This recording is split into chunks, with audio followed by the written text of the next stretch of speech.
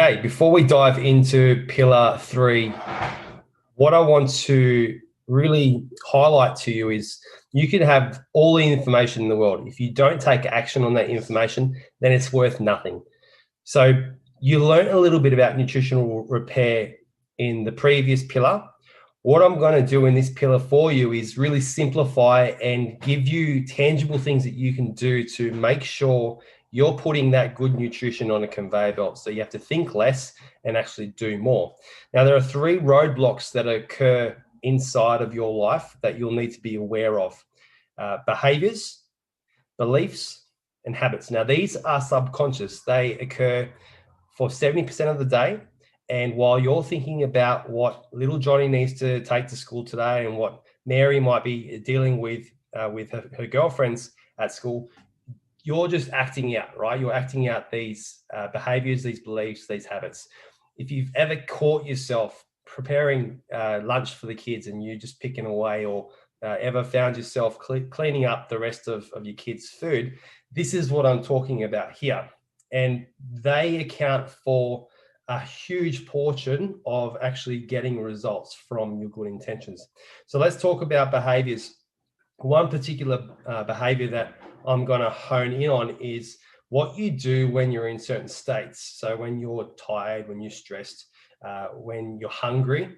If you've got the triple whammy, then you're going to just go nuts, right? So you'll be in the cupboard, you'll be getting your hands on whatever you can grab. Beliefs, there are heaps of them, but I'm going to again hone in on one common belief that I find holds heaps of mums back, and that's eating from containers and thinking about what other people are going to think about them. So giving too many, I'm not going to say the word, there might be little kids watching, but when you give too many, you are basically following the lead of somebody else. You're playing to their narrative and not your own, and therefore you're not saying yes to yourself, you're saying yes to somebody else. So this is getting pretty deep here, but your beliefs you carry through from your childhood, your beliefs surrounding what you eat when you're sick, right? The old only eat dry toast thing is something that's really stuck around for more than 50 years now. These kinds of beliefs, they're roadblocks, and they need to be broken down bit by bit. They're like stories, and whether they're right or wrong, you've got to ask yourself the question of whether or not they're useful. Okay, so if you're trying to make eating nutritious, delicious food more convenient, but you're worried about eating from a container, it's going to make it very hard to find a plate, a knife, and a fork and sit down to a meal throughout the day. And if that belief is strong for you, then you might find yourself eating on the run, a muffin and a coffee all day long, and getting to the nighttime, eating your dinner, having the same size plate as your husband, and having an eating match with the kids, and then being ravenously hungry all the way right up to bed.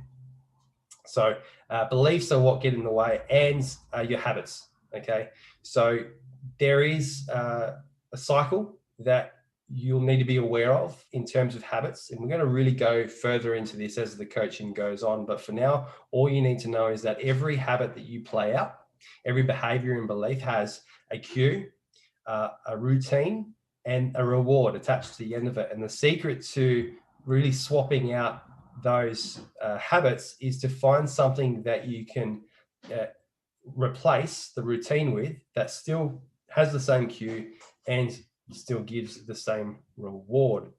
For the purposes of this video though, what I wanted to do was provide you with a little bit of context for what's about to come, because everything that I give you inside of this pillar is going to help to navigate through behaviors, beliefs, and habits.